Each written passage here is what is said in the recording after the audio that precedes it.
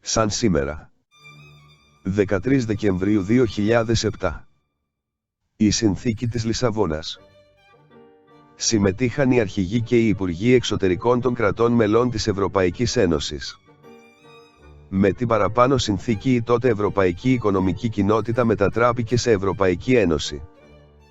Η αφορμή για αυτή την εξέλιξη ήταν η διεύρυνση της κοινότητας με 10 νέα μέλη, οπότε θεωρήθηκε ότι έπρεπε να αναθεωρηθούν ορισμένες λειτουργίες και θεσμοί της κοινότητας.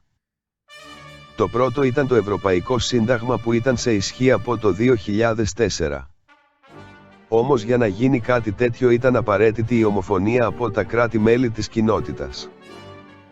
Τα περισσότερα εξ αυτών το επικύρωσαν μέσω των εθνικών τους κοινοβουλίων. Κάποιες άλλες κυβερνήσεις επέλεξαν τη διεξαγωγή δημοψηφίσματος για την επικύρωσή του.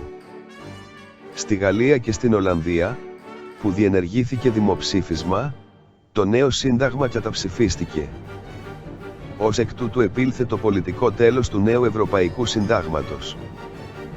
Επειδή όμως η τροποποίηση των θεμελιωδών λειτουργιών της κοινότητας ήταν απαραίτητη, τον Ιούλιο του 2007 και υπό τη Γερμανική Προεδρία ξεκίνησε η Διακυβερνητική Συνέλευση στη Λισαβόνα. Οι διαπραγματεύσεις διήρκεσαν 5 μήνες και σαν σήμερα πριν από 16 χρόνια ψηφίστηκε η μεταρρυθμιστική συνθήκη με διετές περιθώριο εφαρμογής. Σε αυτή υιοθετήθηκαν αρκετές θεσμικές καινοτομίες που είχαν ενταχθεί στο καταψηφιστέ νέο σύνταγμα. Μεταξύ άλλων θεσπίστηκε ο θεσμός του Προέδρου του Ευρωπαϊκού Συμβουλίου με θητεία 2,5 ετών αντικαθιστώντας το σύστημα της κυλιόμενης Προεδρίας ανά 6 μήνες. Επίσης θεσμοθετήθηκε η θέση του ΥΠΑΤΟΥ εκπροσώπου της Ένωσης για ζητήματα εξωτερικής πολιτικής και ενός νομικού προσώπου με αρμοδιότητα να υπογράφει συμφωνίες και συνθήκες για λογαριασμό της Ένωσης. Τότε συγκροτήθηκε και το Ευρωπαϊκό Συμβούλιο που εκλέγεται άμεσα από τους λαούς των κρατών μελών αποκτώντας διευρυμένες αρμοδιότητες.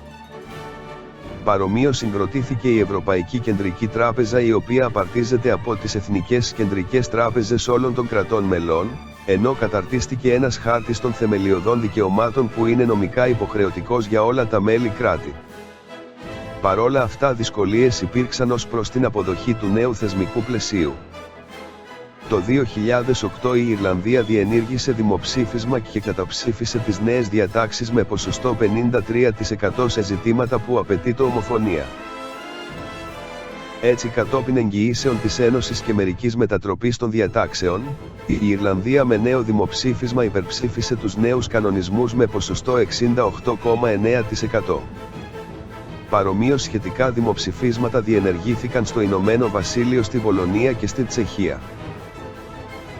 Η Βουλή των Ελλήνων υπερψήφισε τη Συνθήκη της Λισαβόνας με 250 ψήφους στις 12 Αυγούστου του 2008. Η τελευταία χώρα που υπερψήφισε τη Συνθήκη της Λισαβόνας ήταν η Τσεχία στις 13 Νοεμβρίου του 2009.